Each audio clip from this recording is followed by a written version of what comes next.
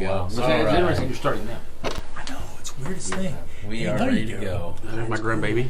That's awesome. Welcome to Beloved Discussion Group. We are discussing number 25, A Kingdom of What? It's a funny title, but Yeah. we are basically covering Leviticus, all of it, which is nice because most of the rest of the episodes go like this. Yeah. And they'll just be straight through each book until we get to Isaiah. Yeah. Isaiah is broken up into 4 parts. 4 months? Four Isaiahs. Oh. 4 Isaiahs. So first Isaiah, second Isaiah, third Isaiah, and fourth Isaiah. That's a different Bible than I have. What translation? So, they describe Leviticus as the owner's manual in the glove box of the tabernacle. He did admit that he hated that because he doesn't like basic instructions before leaving Earth. Like he doesn't like those kinds of things, but I mean, I can go either way. I don't really care. Right. But I did like the owner's manual in the glove box of the tabernacle. And the tabernacle is the honeymoon suite where God gets intimate with his people. And he started off in Exodus 19, verses 5 through 6. Now, if you obey me fully and keep my covenant, then out of all nations you will be my treasured possession. Emphasis on that phrase. Mm-hmm. Although the whole earth is mine, you will be for me a kingdom of priests, a holy nation. These are the words you are to speak to the Israelites. And I don't know if it was last week or a few weeks ago, we talked about treasured possession being a Hebrew word for wedding talk. So it's a very intimate word. Maybe it was Yada, I can't remember if that was it or not. But this week we're focusing on a kingdom of priests. And I was thinking, if you're the first priest to exist, you need somebody to teach you how to be a priest. I feel bad. I kind of feel bad for the sons that got killed because it's like, they probably didn't really want to do it. Those 2 guys, they got drunk on opening day, Right. and then God smote them or whatever. So I kind of feel bad for them because it's like if they're young, they're dumb. Like my dad's doing this, I don't really want to do it. I think they had some warning, and more than one. I'm sure they did, but young people always have warning, don't they? No, they never listen. Didn't you have all the warning before you did something dumb? Yeah, always. What? Huh? No, No, never. Dad. Never. Always did a lot of dumb and then remembered the warning. Yeah, it's always afterwards. Hindsight. It's 2020. I should have listened. Yeah, So I was thinking we have his word now, but it was all fresh back then. And he goes into how Leviticus isn't just a bunch of laws and rules. And he starts really hitting it to what is a priest. And I was thinking, all the things that he described, it was someone who brings and teaches shalom.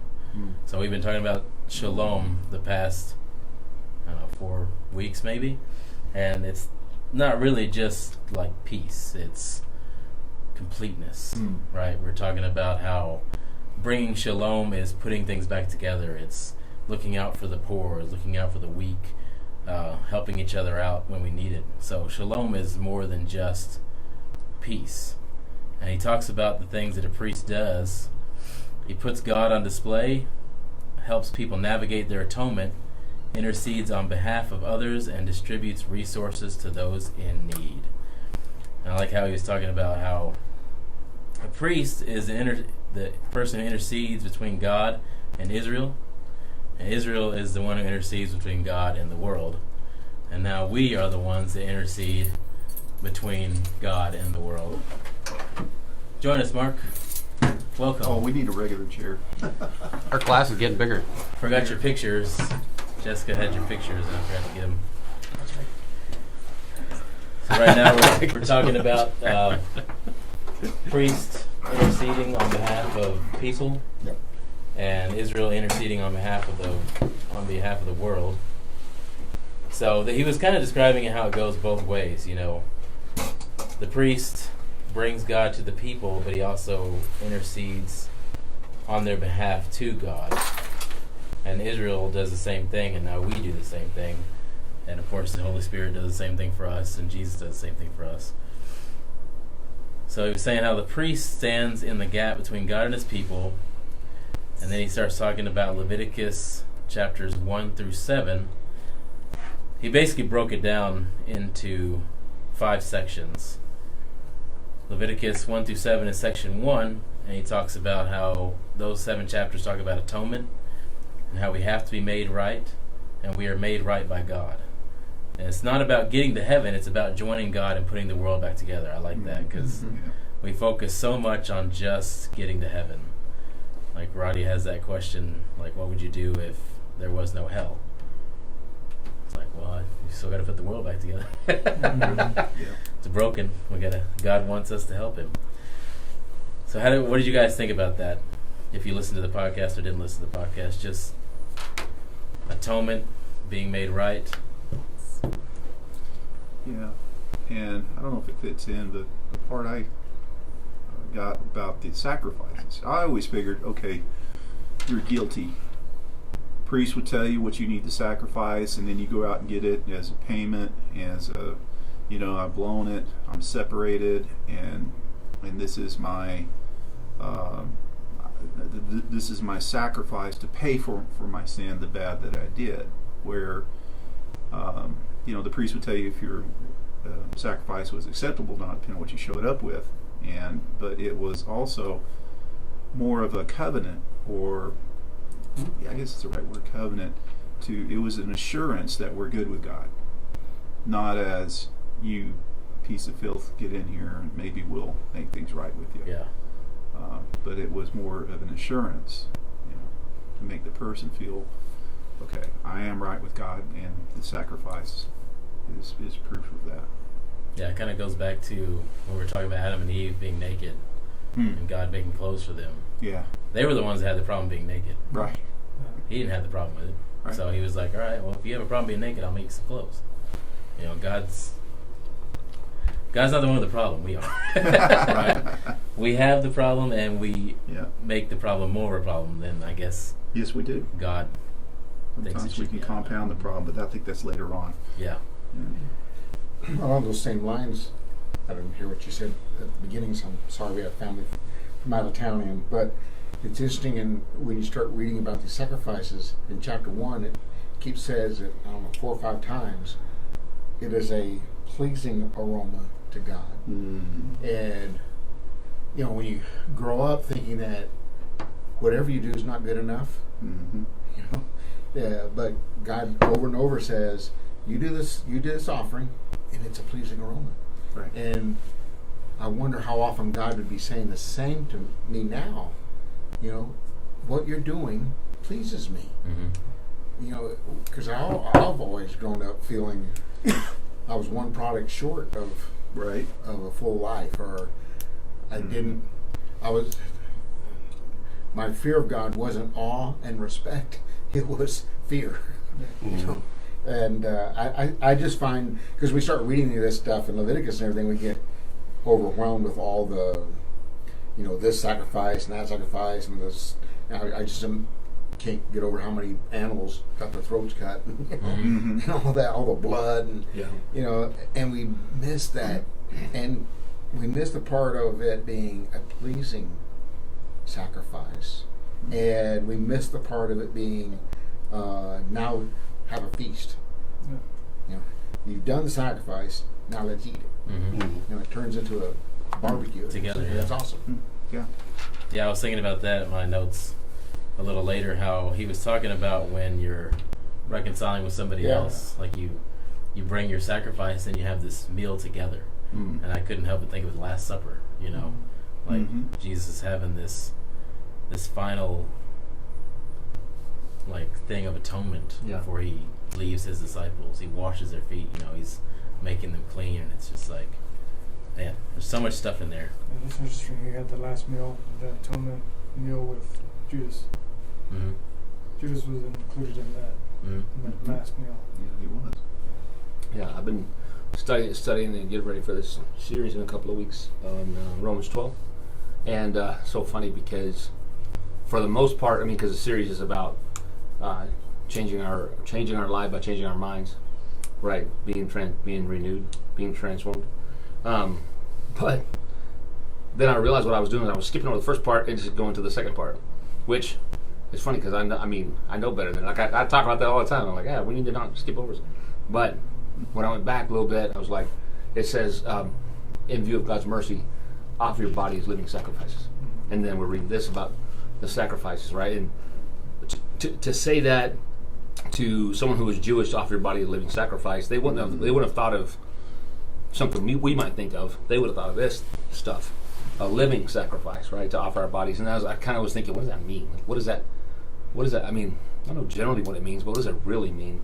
I started thinking about Jesus and what Jesus gave up his life all the time, not just on the cross. Yeah, on the cross for sure, but not only on the cross. Like Jesus gave up his life. I mean, he lived completely giving up himself, right? Completely giving up himself. And I was thinking, like, this is the sacrifice that God wants, is me just laying down my life, right? Me. Now, that doesn't mean I save myself, because I can't do that. But in view of the mercy that I get, I lay down my life and I give this sacrifice. And I think about these, and I hadn't really thought too much about the pleasing aroma, but I love that, because I wonder if It's through the book. It's crazy.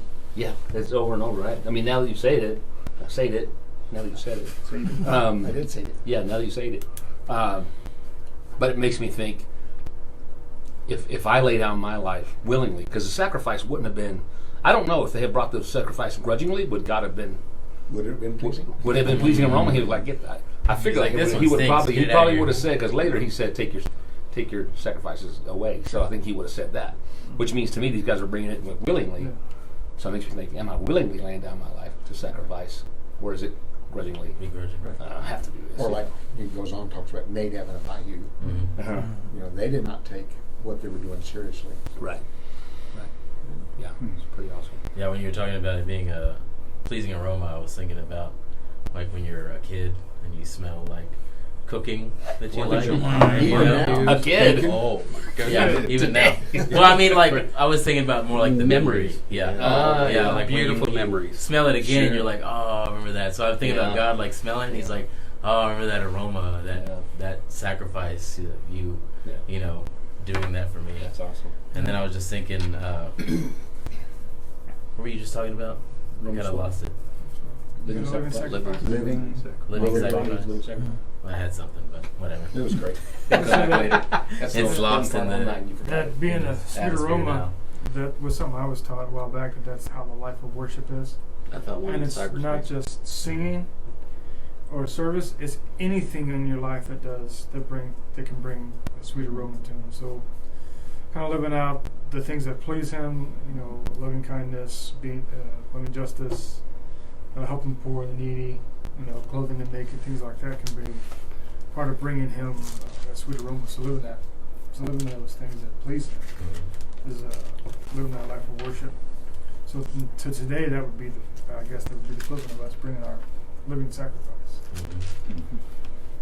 Yeah, I know what I was thinking about now. I was thinking about that kid on The Chosen when he's talking to Jesus about, I think, some kid pushing him at school, and then he pushes him back, and Jesus is like, "But I want you to be different." Uh-huh. You know, and that's the whole gist of this is I want you to be different. I want you to be set apart. I want you to be holy. So do all these things to set yourself apart. And Leviticus 8 through 10 is section 2, priesthood. And so he kind of did section 2 in 2 sections, but we'll come back to that in a second. Section 2 is priesthood, what a priest does, wears, etc. And Leviticus 11 through 20, section 3, is how to live as a priest and what happens when they mess up. You know, because even priests mess up. And then section 2 again was Leviticus 21 through 22, priesthood again, everything about a priest, I just said this, everything about a priest sets them apart. Be holy as I am holy. God is different, so his people must be different, and his priests must be set apart even more from the people. I thought it was interesting that the atonement process between the two people includes a meal, like we talked about earlier, and how it reminded me of the Last Supper. And Jesus, when Jesus talks about things, he's always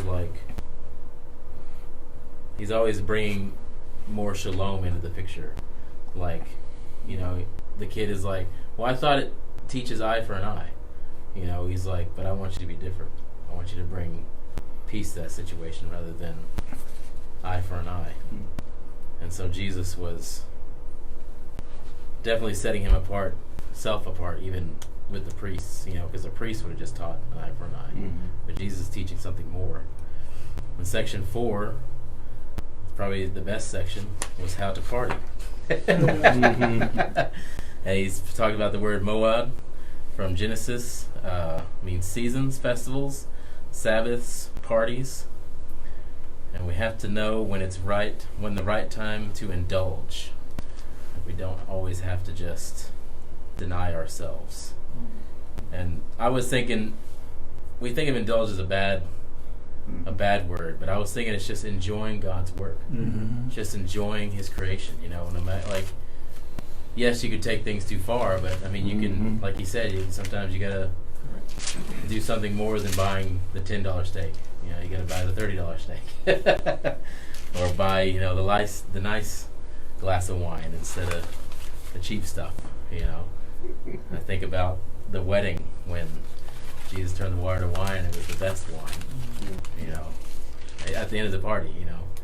I don't know. That scene in The Chosen is so good too. Yeah, it is. It's such a good point to us because you're supposed to portray God to the world, but we're no fun. Yeah. So Yeah. no wonder no one wants to be like that. Right. The old preacher joke about the little kid asked his mom, "Is the mule a Christian?" He said, "Why would you ask that?" "Well, he has such a long face." and we have that hear no evil, see no evil, have no fun kind of mentality that's not God. Right. I mean, there's a difference between indulging and overindulging. Yeah. Yeah. Yeah, because even Paul talks about that later, doing things, I forget how he phrases it, but he's basically saying, like, doing things, I forget what he says. It's in the New Testament. Somewhere. It's funny because a lot of the stuff, which, and again, it's whenever we read something, we generally tend to read it in, we have this lens of our culture, right? Of what we think of and how we know things. And these celebrations, though, were together, right? I was just thinking, like, maybe we just need to plan more parties. Like, have fun, play some music, do some dancing, and, I mean, we're going to go ahead and get drunk or have any kind of, sexual whatever. Yeah. But why can't we just we're always afraid of what might happen in the extreme. Yeah. And never enjoyed it now. And miss out on having a party now. Yeah. And just think about that. If we had a party and we told people, "Hey, you want to come to a party? You want to come to church?" Everybody's like, "Yeah, whatever. I go to church somewhere. You go to a party?" Then we bring them to church. You're like, psych. No, I mean, Party at have 10 a party o'clock a.m. at the White At Building Sunday. next to Waterbury. I mean, like, for real, have a party, and throw down, man. Yeah. So, Barbecue some good steak. Chris bringing a good steak. So out of all this we've been talking about, I just kind of thought of a diagram of kind of what's happening in the big picture. It was, in the beginning, we were all one. There was God, there was us, it was good, it was all one. And then sin entered, and it became two. There was a separation. God was separated from the way we thought of, He was separate from the way we were thinking, and we were separated from Him from the way we were thinking. And then He carves out a small area of us, which was Israel, in order to reach the rest, to pull it back together. And He kept trying and kept trying, and then He says, well, I'm going to send myself, so here's Christ. And then the point was to bring union back to one, and that's basically the goal. Is God missed that union, He missed that love, He missed that relationship that separated us, and He's been trying to pull it all back together from the very beginning.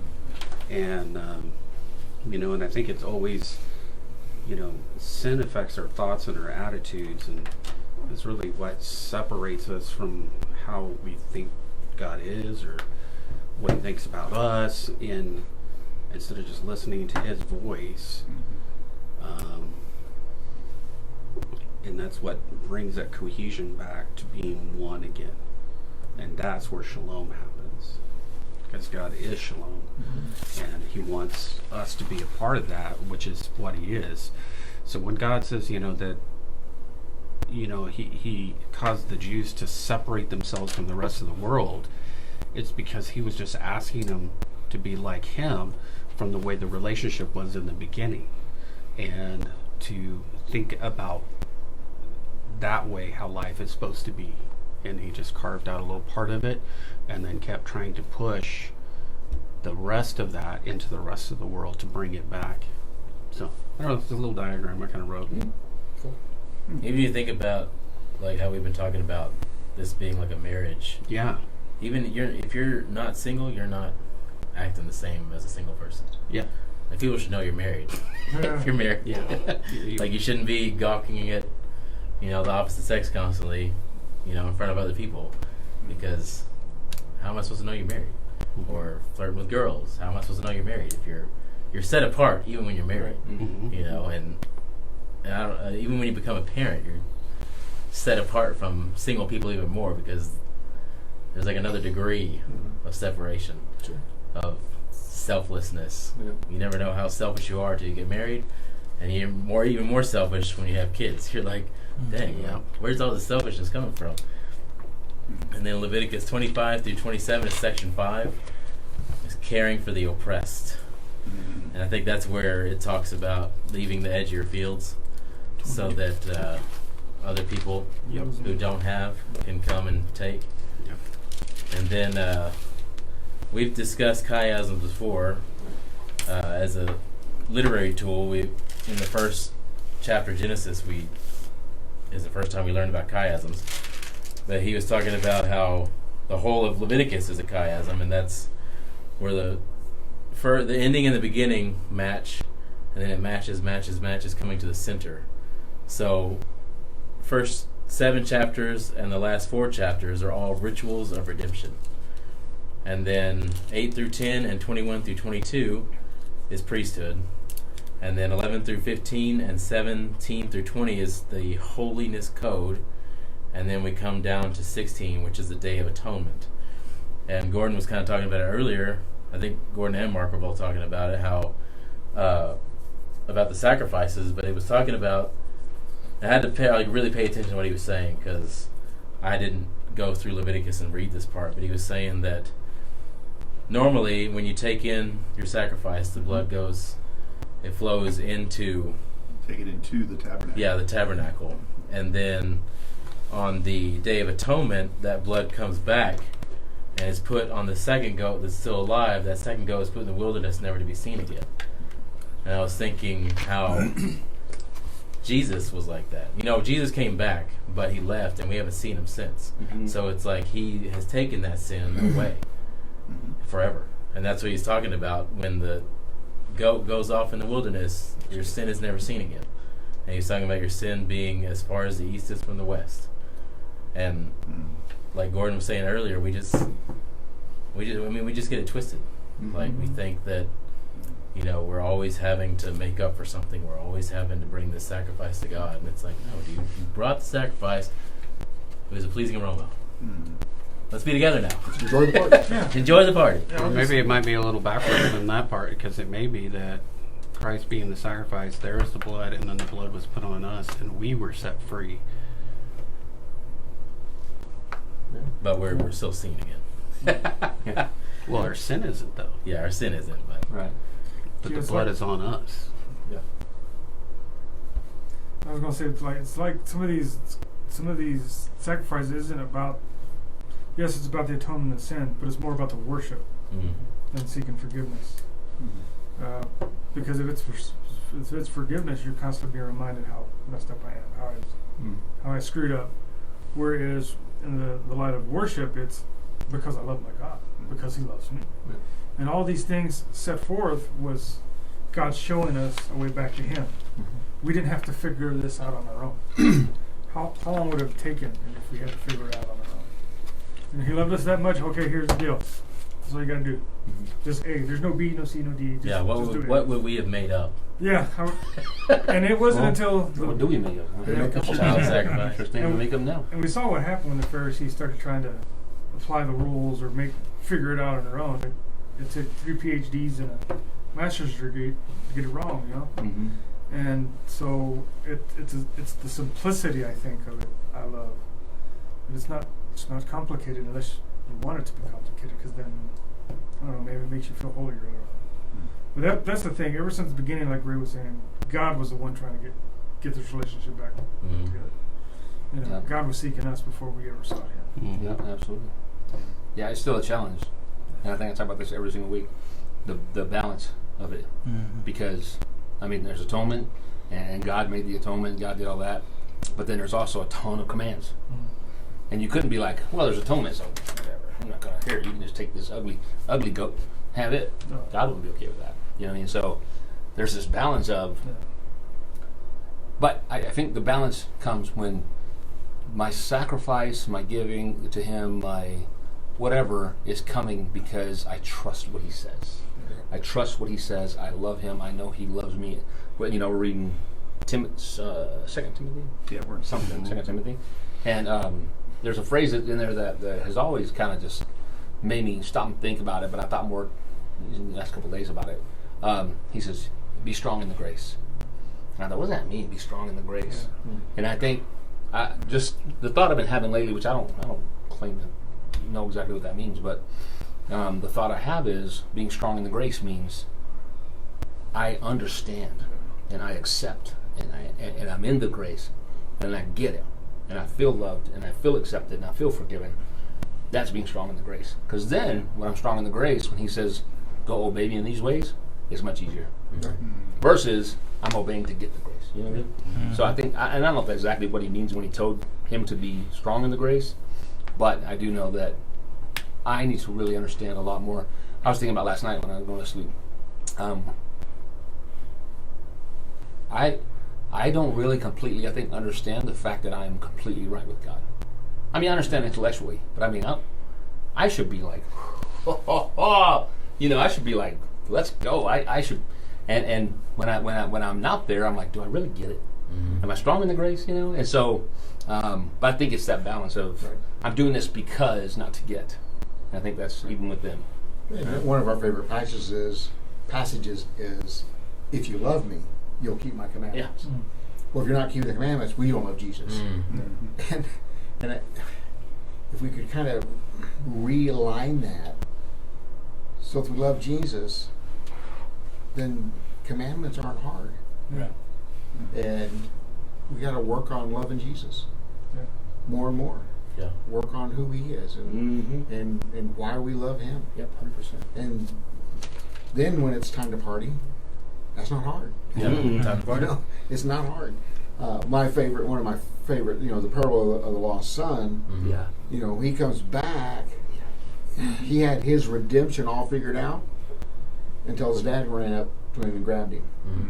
That was put a ring on his hand. he had cloak on. he had all of his confession, all of his repentance, all laid out in his head, and he didn't get to do any of it because his father was hugging him too much. Yeah.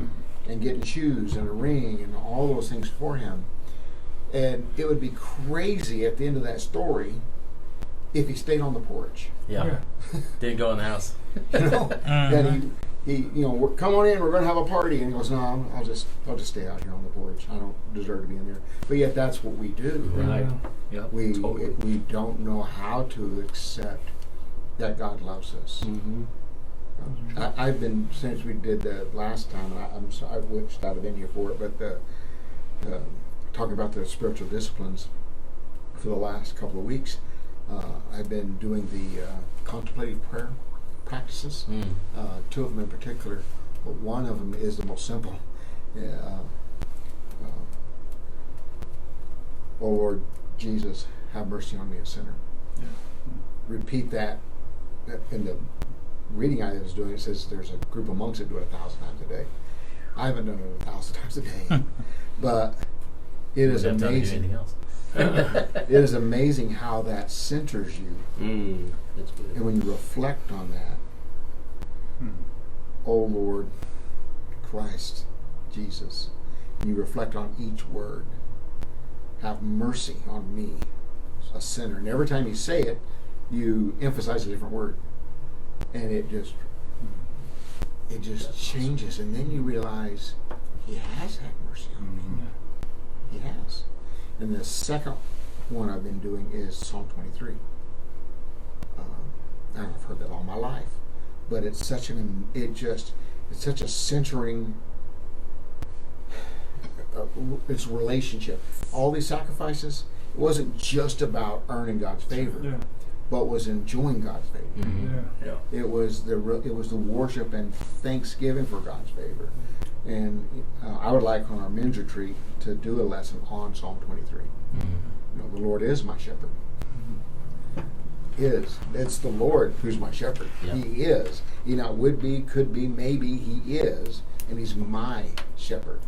You take each little word, and I've been doing it every day for a week now, and so every word just pops out, and you can just the thought of He is my shepherd. He is, and you can walk around thinking like He is. He really is. Since you walk up to people, He is. But you want to, because He Yeah. really is. Yeah. I didn't make this up. I didn't dream it. I'm not just whistling in the dark, hoping it's true. Yeah. Yeah. And so I see that in the sacrifices and stuff as well. That when we get it, then we get it. Mm-hmm. Yeah. Wow. And that's how we need to grow in the grace. Yeah.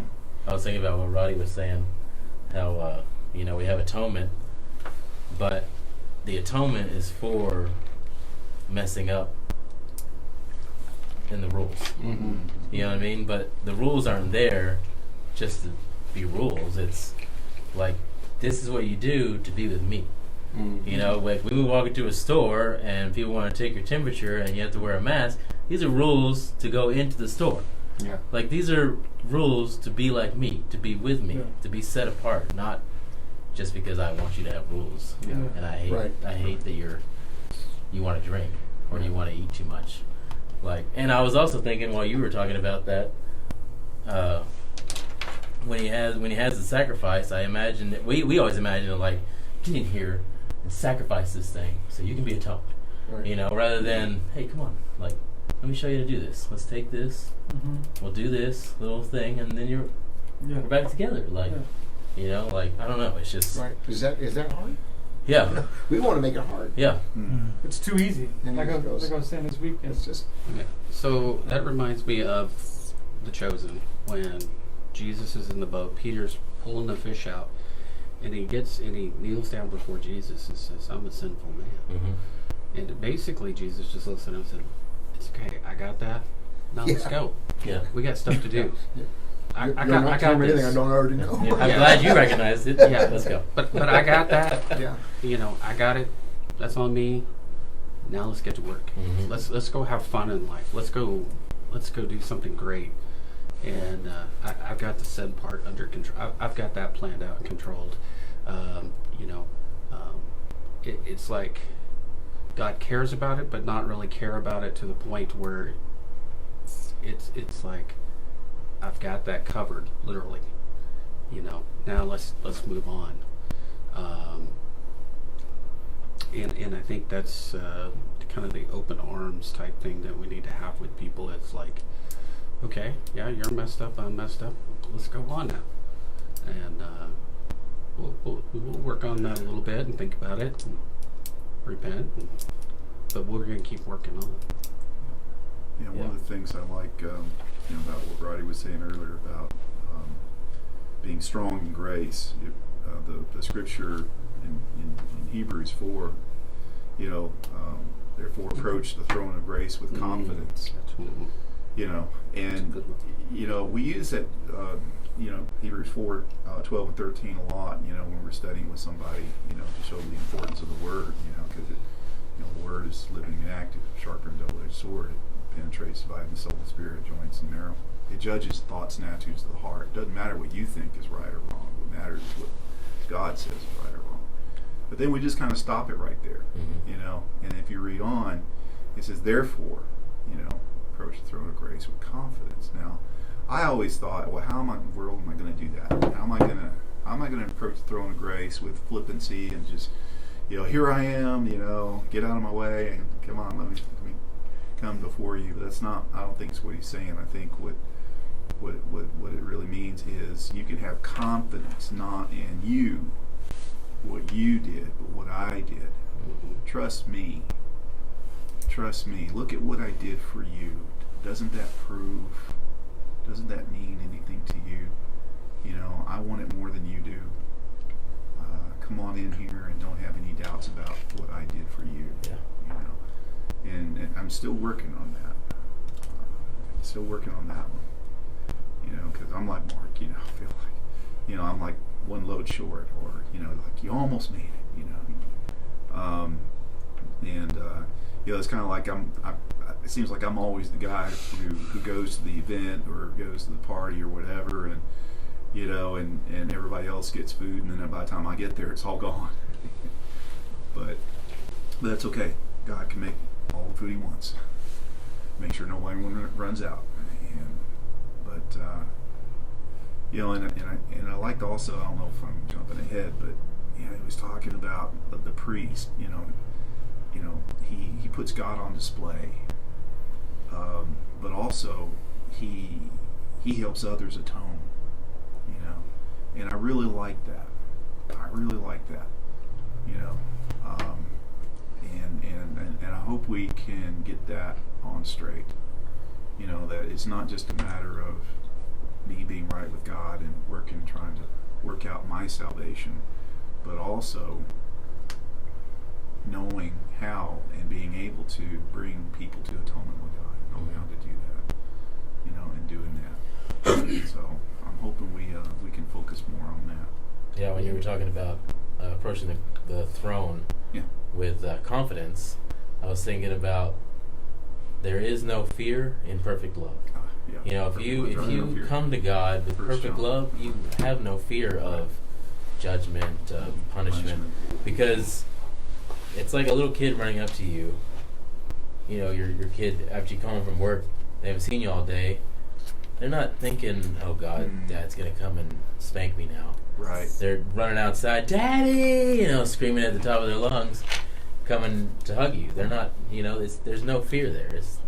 I think that's more, to me, that's more the confidence I'm thinking, rather than just, you know, strutting in there. Get out of my way. Yeah. You sinners. You don't belong here, you know. Right. And I think that's the two levels of confidence that we usually think about, mostly the latter one. And then he was talking about how the first half of that chiasm in chapters 1 through 15 is about me and my atonement, my priesthood, my holiness code, and then the second half is about others' holiness code, others' priesthood, and others' rituals of redemption. And I like how it went through that to bring everything back to the Day of Atonement. But to move on to what you were talking about, Gordon, because that's where we're going to wrap up, that was like my final question, because he was talking about the things that priests do. My final question was, do we put God on display? Mm-hmm. Do we help people navigate their atonement? Do we intercede on behalf of others? And do we distribute resources to those in need? And he said something at the end that really hit me, because he said a lot of times we're trying to keep people out. Yeah. Right. When we should be doing everything we can to intercede on their behalf, find every loophole to get them in the door. Mm-hmm. You know, and I don't know why that is. Like I don't know if it's that mentality, like I had to do these things, so you have to do them too, and that's the only way you can get in. You know, like what is it, a fraternity? Yeah, pledging. Yeah, like pledging. Like Boot camp. You can't skip this pledge thing. Like you have to do the same thing I did to get in here. You know, when we should be working our hardest to get them in the door, to get them atoned, to get them right with God. And that's what really stuck with me, because I know I've felt that way. Like, you don't belong here. You know, when half the time I don't feel like I belong here. So maybe it's just like projection. Like, I don't belong here, so you don't belong here. Yeah, I think those 4 things that is mentioned, that's the vision of what the church should be. And you know, it's like that song that says, the sign on the door says, "Come as you are, but I doubt it." You know, maybe we had more parties. Yeah. Maybe we showed people that we like our life and we like them. Now he made a statement about how we'll protest and line up to Right. protest, Right. for Chick-fil-A because they refuse to be open on Sunday. But then, we're too often known for what we're against and not what we're for. Mm-hmm. Like I'm being involved more now in Right to Life. But the idea is not to just oppose abortion, but to love the people who are caught up in Right. what happened to you that you wouldn't want to make that decision. And how can we help people who are in such a hurting situation, a hurting place in their life, that they think that's the only option. Because people make decisions based on the choices they think they have. Mm-hmm. And the church needs to be we need to shine our light so people can see that you don't have to keep making that choice. You don't have to keep going from one relationship to the next relationship to the next relationship. You don't have to drink yourself to oblivion. You don't have to. But yet you could come into the light and have fun that you don't regret. Yeah. Mm-hmm. That you're not sorry for the next day. And maybe we need to show that more and more to the world, that we're here for you. We're not just against sin. We're here for you. Mm-hmm. Sin's what's hurting you, what's messing you up. Yeah, what surprised me the most is when we had our last trunk or treat. How many people were lined up. Oh, yeah. It's like, Right. they'll come if Yeah. you do something. Yeah. We had a party. Yeah, we Look had how a many party. people came. Yeah. Here's some candy. People came. Yeah. And even for, taking pictures at Christmas, Yeah. It was just, that wasn't a party, but that was something It was. to give people. Yeah. Right. We had Santa Clauses, we celebration. had hot chocolate, we had stuff to give to them, and it's like, they came. And why are we so amazed that every time we do something like that, people respond? Because we never do it. But every time we look at it, people respond. Mm-hmm. Our little vacation Bible school, People come. People come. Yeah. And the pictures and the trunk or treater. Whenever we get out there and love people, it works. Yeah. Even that social distance family night you had where you got pizza. Oh, yeah, with the pizza. Like, people showed up. Like, we couldn't have a ton of people here, but we filled up the tables. Yeah. Right. So I don't know, I think we just always focused on just saving their soul and not partying with them, I guess. Well, I think all those points are very relevant. We have to be different. Yeah. People ought to be able to look at us and know you're different. And we're not buying into the world of the bigger and the best and the fanciest and not any of those things are bad, but people can tell that's not our purpose. That's not our focus. Mm-hmm. We like what we have, and it's good stuff. But we're showing the world. We're showing them this is what it looks like if you live with God. Mm-hmm. As another thought I've been having is in spirituality, there's so much done that is an external reminder of who you were. Covenant, that's an external reminder of who you were. And now the priests, they wear certain clothes. It's a reminder of who they were. And I wonder, we shied away from all that stuff because we think it's idolatry somehow, But what do we do that's a visual reminder that we follow God? Do we have that? Can we get a tattoo? Or could we get it? I mean, what? I have a daughter tattoo. would be into that. I have a tattoo of a cross, and I wear a cross because it reminds me who I belong to. Mm-hmm. And I don't do it for show. I mean, he even talked about wearing tassels on his clothes. Mm-hmm. I would, I'm a little uncomfortable with that because I think instead of making you stand out makes you look weird. But that's my personal opinion. But what do we do? I think we need more visual reminders. So when you open the computer, it's not a a temptation because you have a visual reminder there. Mhm. Remember who you are. I wear a ring to remember whose I am. Yeah. And when I'm and I have kind of waved it a couple of times, and talking with some certain people that take it. we're not going this direction on this conversation. Yeah. Because we need those reminders, and that's they did that. There were things they did that reminded them who they were, and I wonder if we don't need more of that. Yeah. I do think one of the big things is and it's kind of goes along with what we've been talking about, but the scriptures, where he says, "Love one another as I've loved you. By this, all men will know you're my disciples." Like, not only loving them, but even our loving here Sure. should look different than other places. Because I grew up in church. I grew up in church, and I've never had relationships like I have here. Right. Not ever. Right. And that didn't mean that I didn't love those people. They didn't love me. Or they're It's bad. not the same, though, or they're bad. They're not bad at all. It's just not the same. So I think we need to make sure we just love each other, and maybe bring people along with us. Like, even tonight, we're going to go, afterwards hang out. Like, bring people with us, right? Invite people, hey, if they want to come to this, then come join us for that.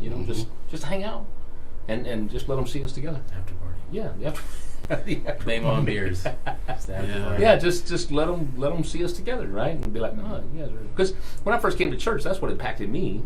It wasn't that I don't even know what the guy preached about the first Sunday I came. Yeah, I don't know what you. I don't remember, but I remember all the Okay. people. There's one sister that I remember to this day. I met her the first day I came to church. Yeah. She lives in Houston now, and I remember her. I got introduced to her like 6-7 times by different people because you kind of go around or whatever and keep introducing me. The last time I saw her, I was like, "Hey, Michelle." She goes, "Roddy, you guys know each other?" Like, well, Now we do. We do now. yeah, we met each other like 6 times. Yeah. Yeah, but that stuck with me, and I don't think she remembers that.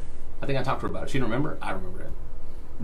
It impacted me. So I'm like, why? I mean, and that's to me that's enjoyable. The relationships. It's not like, oh, I got to hang out so I can show this guy that we're.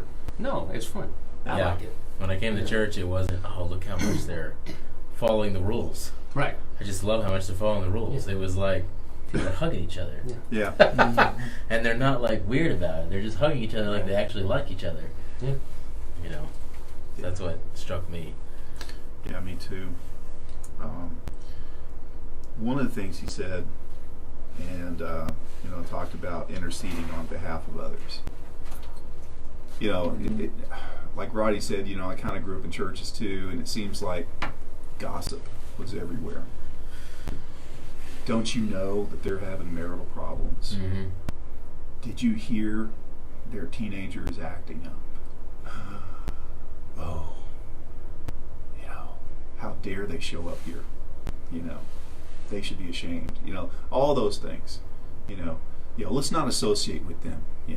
Thank you for not making me like them. Yeah, exactly. I saw all that, and I was probably part of all that. I don't know, but that happens, and I know it must make God sick.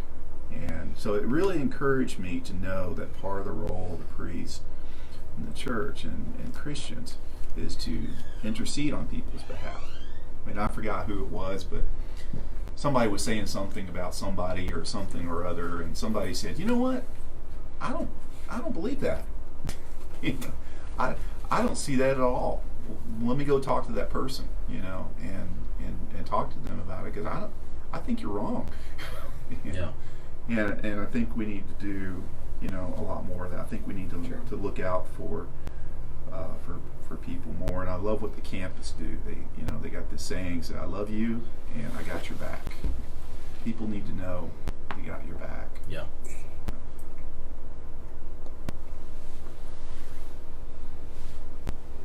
I was thinking of something and I lost it. You know, my friend. Yeah. I'll be forgetting my phone next That's week. okay. So that was it for this week, unless anybody has anything else to share. Sounds good. Next week will be discussion over number 26. I don't know what the name is, but it'll be on Facebook. I'll make sure to invite everybody in this room if you want to share the invitations with other people. That'd be awesome. So join us next week, 7 o'clock. Remember to like and share.